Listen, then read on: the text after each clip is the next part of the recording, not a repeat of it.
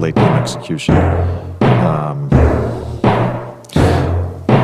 No, ain't no party like a Diddy party, so. Yeah, that's what's up. Yeah.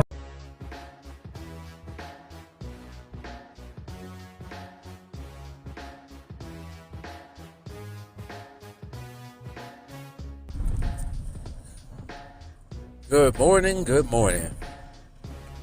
September 16th, 2025. I don't know why I say that date like that. Sound like some of these rappers. But anyways, I think the NBA season is a month away now. I don't know the exact date when it started. I think a month preseason starts maybe. But anyways, going back to that again. NBA season, all season's been kind of dry. Outside of the... I'm trying to think, what was the biggest headline move the off season? Free agency and trades. I can't think of any except for Lane time going back to Portland. Drew Holiday going back to Portland. Miles Turner going to come into Milwaukee. I guess KD. What? When the hell KD trade went down? I think the KD trade went down before the season was over. I think that was like the last day of the finals. But anyways, there ain't been that much news in NBA media. But anyways, I don't know if this counts as NBA news, but it does count as sports news. First take host Molly Qerim is leaving ESPN. And the congregation said, yay! And everyone went, hey, yay! And started celebrating, dancing around. But anyways, she's been with the ESPN, well, the host for ESPN, First Take, since 2015, I think it was. I remember when she popped up on the screen, and I was like, who's this? Teen Move version of Kim Kardashian on sports TV. But I think she's been around ESPN since like 2008, from what I heard in the background, and slowly rose to a prominent role as host. Like I say, she's been with the First Take for 10 years now. And I think the reason why she's off First Take, or not coming back to First Take, because I think she was offered a new contract by the ESPN overlords, and she decided not to take the contract and to go elsewhere. And I think she wanted to do something else, from what she is quoted on Instagram, paraphrasing. I tried to memorize it, but I can't. So I think by the end of the year, she will be gone. And I don't think, like, I haven't watched First Take in, man, I remember probably about 15 maybe years ago, but I think everybody would tune in to First Take. But I kind of stopped watching First Take probably about,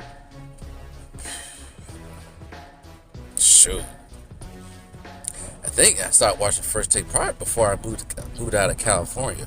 That's probably the last time I really sat there and watched First Take. But one of the reasons why I stopped watching First Take is because of her. Because, yeah, she looked good and all, but after a while, like 2 years after her being on the show, she got annoying. And you could tell this was this feminine type movement within her, this feminine type spirit, or fourth way type feminine spirit, and manifested in her, and it just got annoying after a while. You guys, some of you guys know what I mean. You know, like they be debating and she be interrupting and all this other stuff, chiming in when nobody asked her. It was getting annoying, and that was one of the reasons why I turned it off. Outside of the subtle wokeness that continued to keep brewing over the last couple of years, but I just couldn't do it anymore with her. I couldn't do it. She was getting on my nerves. Just because you look good don't mean nobody wants to hear from you all the time, yelling and screaming inputting something. You're supposed to be the host, and I can't even think of the word right now. Not the debater, but refereeing in the debates. Not chiming in what you want to say, what you feel of your feminist freaking ways and crap. But anyways, the one thing that got me, and probably got a lot of people, was when Lonzo Ball was on the show, probably back around 2017, maybe.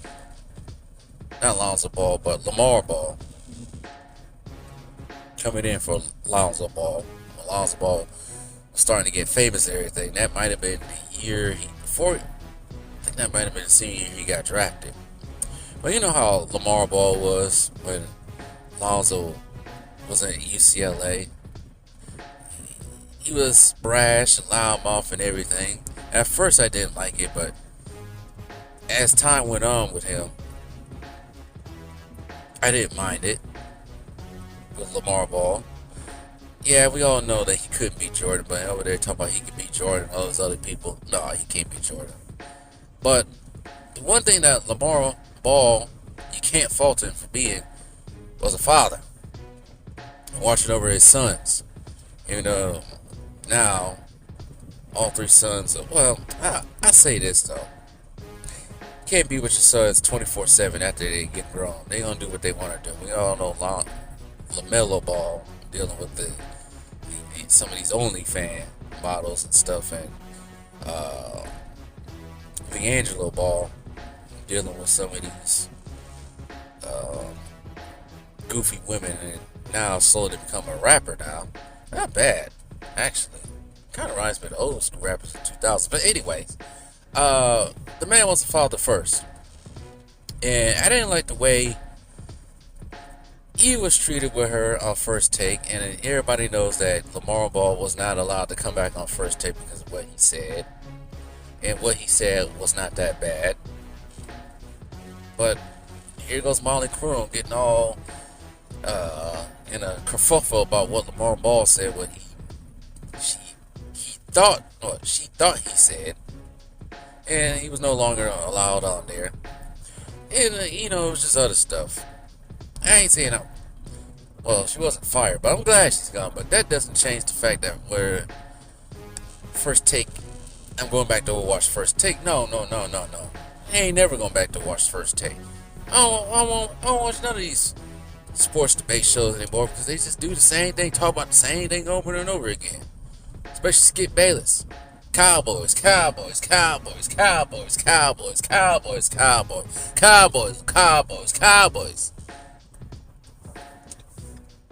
Some people probably might try to accuse me of talking about the same thing with LeBron. But anyways, if you look at all my videos, yes, they're LeBron videos, but there's also other players I talk about too, and other things I talk about. But anyways, and I think this season coming, probably broaden some of my sports. I wanted to talk about the Canelo and Canelo Crawford fight, but I ain't had chance to. But anyways, but yeah, she gone. I don't know who they're gonna have to replace her. I don't know who's on that show. I don't know who's the next candidate. Probably some other freaking annoying woman they're gonna have on that show, yelling and screaming. People are trying to debate, trying to input their own thoughts and feelings that nobody really cares about. But yeah, some of these like debate hostess and everything, like Joy Taylor and Marley Qerim, I just can't stand any of them anymore. They just went off the rocker, especially Joy Taylor. But they excuse that though, because Joy Taylor got that peanut butter skin going on. Whatever. I don't care how good you look. If you're annoying me, get away from me. You can be a 10 out of 10. Get away from me if you're annoying. But anyways, yep, she gone. Molly Qerim is gone. I'm sure some people are happy about it, but they don't have to hear her anymore. They still watch the show. But for me, still, I ain't never come back to watch the show. But I won't, well, at times, I will listen to clips of First Take, but not too much. I don't really do too much of listening to ESPN shows anymore. I hear clips there and there that they say something goofy. I'll talk about it, like Stephen A. Smith rambling on about something, but I just haven't really watched ESPN like that outside of the, baseball, basketball, football, some event is on. But yeah, I think First Take's stock has went down in the last couple of years. But now, Molly Curl's gone, and also Mr. Ed.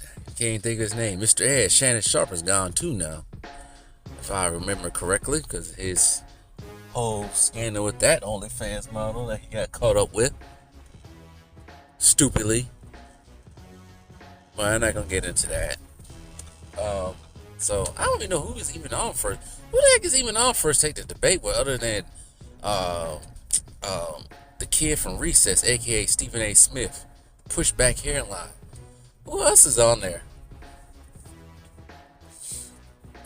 See, that's all much I haven't watched First Take. I don't even know who else on there outside of Broke Knee, aka Stephen A. Smith. See, I don't even know who's on there. Oh, Cam Newton's on there now, ain't he? I forgot Cam Newton's on there now.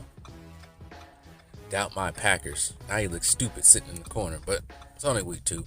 But anyways, that's all I got to say about the issue. It's been nice knowing Molly Curl. It's nice knowing, but I think good times have to end sometime.